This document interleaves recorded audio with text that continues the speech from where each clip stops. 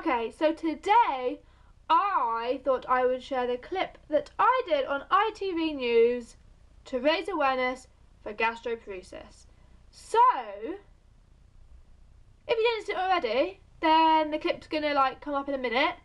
And basically, let's raise awareness. And if you haven't already, go check out my gastroparesis vlog and my article in the Daily Mail newspaper, also raising awareness, because together we can find a cure. So, that being said, here it is. Oh yeah, oh yeah.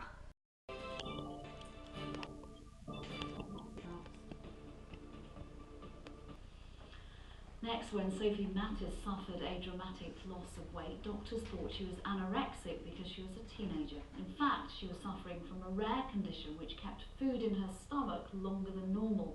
Sophie, who's from Edgware, was finally diagnosed and treated, but she still has concerns about her care in the future. She spoke to our reporter, Liz Wickham. Just months ago, Sophie Mattis wouldn't have had the energy to help her mum and sister with the chores. She couldn't eat. She'd dropped 4 dress sizes and was starving to death. Every time I ate, I would get a pain in my chest, and I'd also get a pain on my left-hand side in my tummy. And I'd feel very sick and very full after eating pretty much nothing. And every time it came to meal times, there would be a fight, you know. We would encourage her to try and eat something. She would say she wasn't hungry, which we obviously couldn't understand because she hadn't eaten for maybe 2 or 3 days. Visits to the GP produced the diagnosis of an eating disorder and indigestion treatment. The automatic response was that she's anorexic, she's bulimic, got some sort of eating disorder. It made me doubt myself, that it was in my head and that I was just being stupid and kind of doing it to myself. Instinctively, Laura believed her daughter and pushed for a consultant referral. I didn't think she was anorexic. I thought there was a problem. She didn't seem the type to be always looking in the mirror, weighing herself, which, you know, was to me would have been a sign of something like anorexia. But there was definitely a problem there that we didn't know what it was. Finally, Sophie saw a gastroenterologist at the Royal Free Hospital in Hampstead, where gruelling investigations revealed that the nerve that caused the stomach to empty was paralysed. Gastroparesis is a rare condition, often only treatable by feeding with a tube straight into the gut. But after 6 months, Sophie was lucky enough to have a pacemaker fitted to activate the paralysed nerve. The pacemaker is primarily for the sickness and the nausea, and that has got a lot better, but the pain is still an issue, so my eating's still not great. So what does the future hold for you? Hopefully if it works, then every 5 years or so when the battery runs out, you have to have it replaced. If they cover it, if not, then we have to fund it ourselves. We have heard that there is rumours that there might not continue funding for pacemaker, and as we don't know what will happen in the future. Doubt over her funding leaves Sophie desperately hoping that researchers find a permanent cure for gastroparesis before her pacemaker runs out. Liz Wickham, ITV News, Elstree.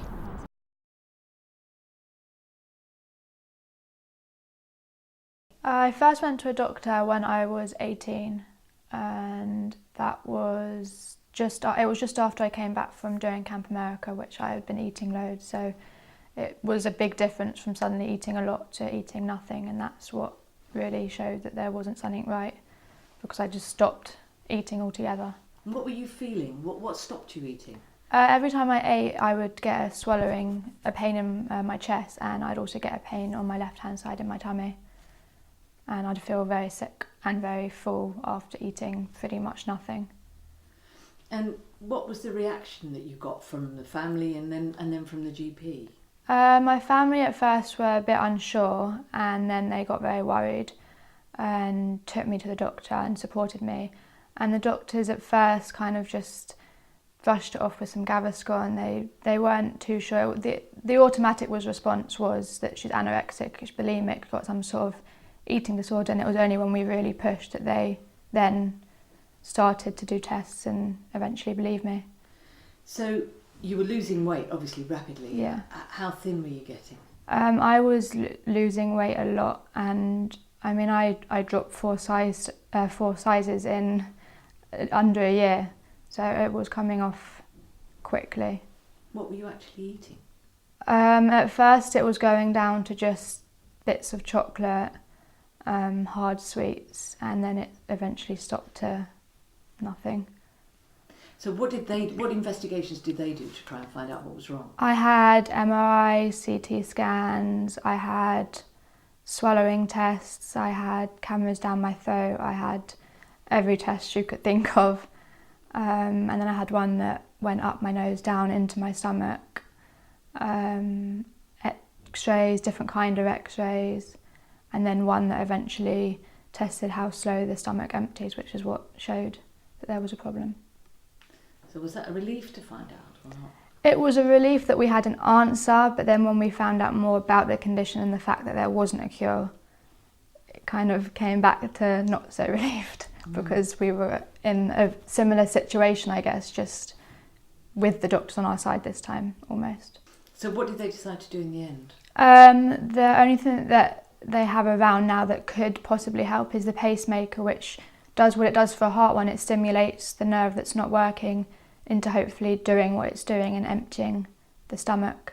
And that's the only thing that they can do right now to help the nerve and make it so that it hopefully works to allow you to eat. And so how's that how are you managing now? I'm doing a lot better than I was before it. Pain is still a big issue, which we're still trying to get under control because painkillers aren't working. The pacemaker is primarily for the sickness and the nausea, and that has got a lot better, but the pain is still an issue, so my eating's still not great.